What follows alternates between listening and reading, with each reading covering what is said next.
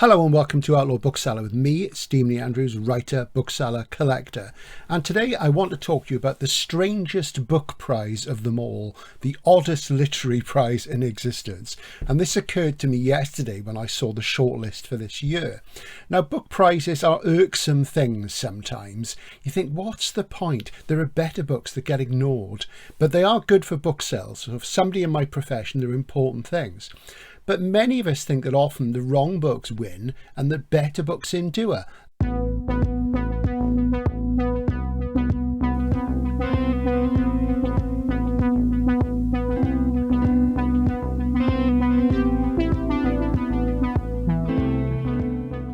Many of us think that very often the wrong books win the big prizes and that better books will endure more. Let's take the Booker Prize, for example.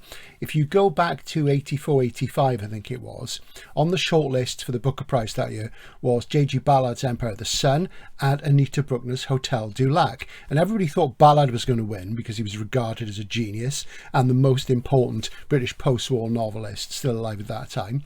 And he didn't win, and Bruckner won.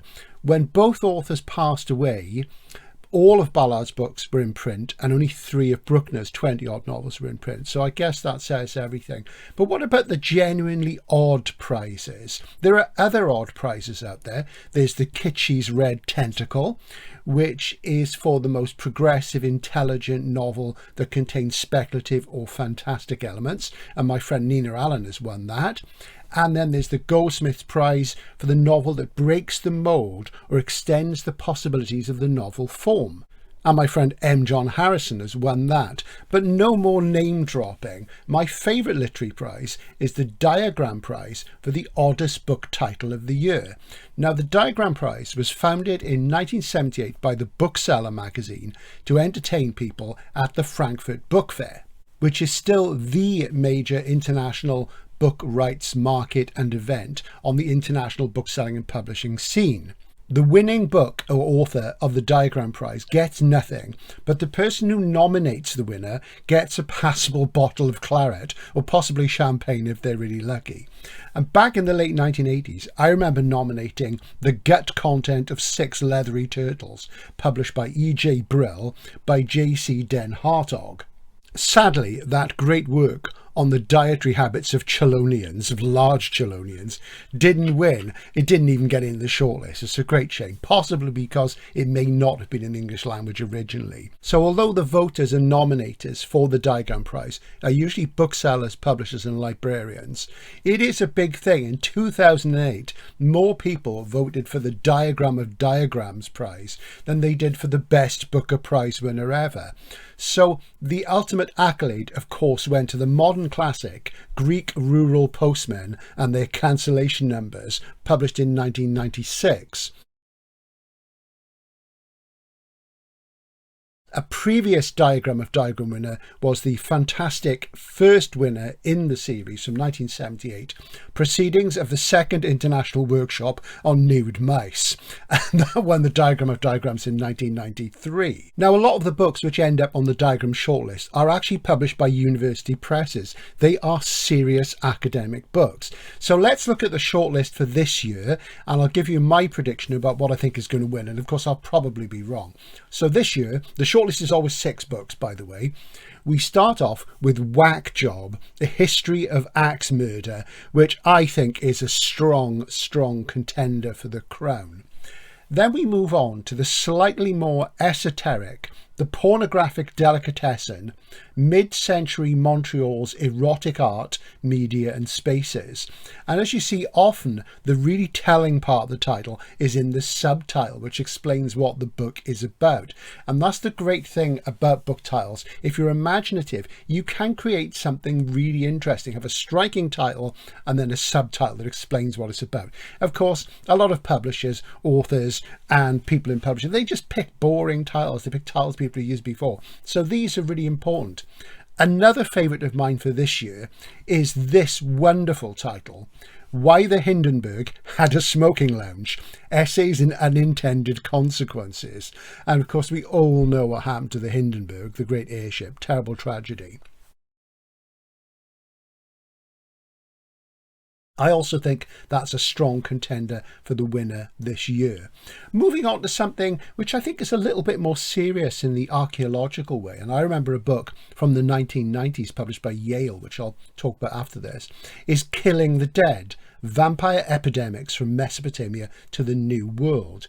So that's an interesting archaeological look at the vampire myth. And the book I recall from Yale in the early to mid 90s was called Vampires, Burial and Death, and it looked at similar things. And I remember selling quite a few of it. It was a hefty hardcover at about £30, which was a lot of money back in the 90s.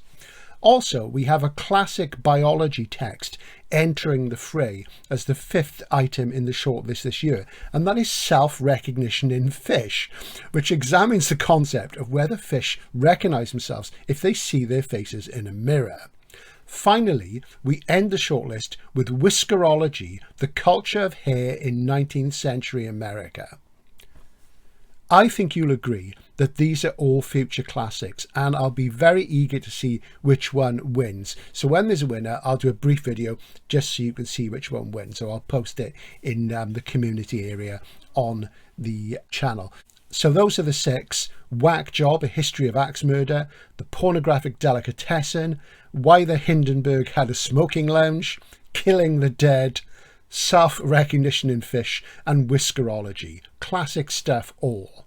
Now, if you want to learn more about the Diagram Prize, there's quite a good Wikipedia page about it, which also includes details of controversies related to it. I'm going to tell you some of my favourites from over the years. And, you know, Kaz has been going now since 78. That's a long time. There's lots of classic stuff. But some of my favourites are How to Avoid Huge Ships from 1997, which has a kind of plainness to it, which I adore.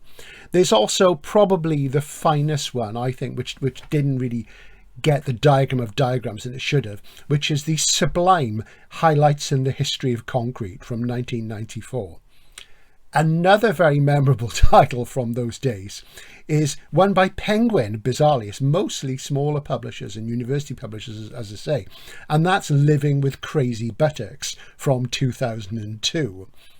Similarly memorable is the big book of lesbian horse stories from 2003. Just glancing through the list of winners on Wikipedia now, which I have up in front of me. I'm not going to mention all of them, so I think it'd be good for you to discover them for yourself. It's from 1980, The Joy of Chickens. And let's see, from 1983, Unsolved Problems of Modern Theory of Lengthwise Rolling. Then we move on to Oral Sadism and the Vegetarian Personality in 1986. 1987, there was no award. There you go. It was obviously a dull year. And then there's one or two I can't mention. There's from 1990, The Lesbian Sadomasochism Safety Manual. There was no award in 1991 after that. Obviously, people took a break from that.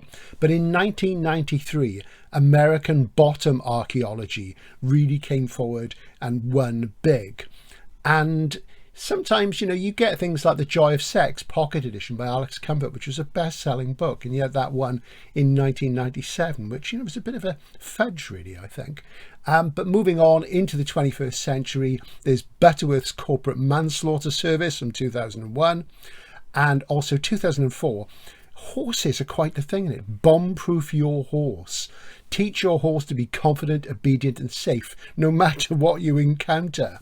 But I think one of the highlights from the 21st century from 2006 by the very wonderful Julian Montague is The Stray Shopping Carts of Eastern North America, A Guide to Field Identification, which is brilliant. And that's what it's about. It's about how you identify abandoned shopping carts and what supermarkets they came from. The fact that he focuses on Eastern North America, I think gives the title an extra bit of spice. That was followed in 2007 by this classic title, If You Want Closure in Your Relationships, Start With Your Legs, which kind of says it all, really. And in 2010, a wonderful, wonderful title that I'm sure is read by orthodontists everywhere, which is Managing a Dental Practice the Genghis Khan Way. 2013 saw the well-remembered How to Poo on a Date, while 2015 saw us looking at the classic, again they're all classics these, which was a biography called Too Naked for the Nazis. The Joy of Water Boiling was controversial because it was published in German with an English title, and normally it's English language titles only. But, you know, we can go on and on into Is Superman Circumcised? And last year's winner, The Philosopher Fish, Sturgeon, Caviar and the Geography of Desire. Well, I hope you've enjoyed this. It's a bit of a change from the dull sort of things you get in the Nobel Prize and the Booker and the Bailey Gifford. They're all really good prizes, don't get me wrong. And as I say, most of them are from serious academic publishers, but they are more fun than a Nobel Prize, I'm sure you'll agree. So do take a look at the Diagram Prize. And as I say, when there's a winner, I'll announce it on the channel. Hope you've enjoyed this little sort of jokey video. And if you have, check out some of the other stuff. There's a lot here about all sorts of literature, mostly science fiction, but other things as well. And there's a members area, $4.99 a month for 4 exclusive videos a month. And there's a huge backlist here as well. And I'll see you again soon. Bye for now.